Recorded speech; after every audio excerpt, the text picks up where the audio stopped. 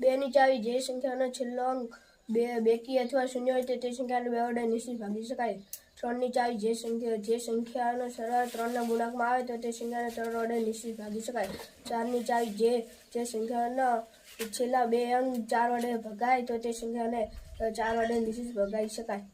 5ની ચાવી જે સંખ્યાનો છેલ્લો અંક 5 અથવા શૂન્ય હોય તે સંખ્યાને 5 વડે નિશ્ચિત ભાગી શકાય. 6ની ચાવી જે સંખ્યાને 2 અને 3 વડે ભાગી શકાય તો તે સંખ્યાને 6 વડે પણ નિશ્ચિત ભાગી શકાય.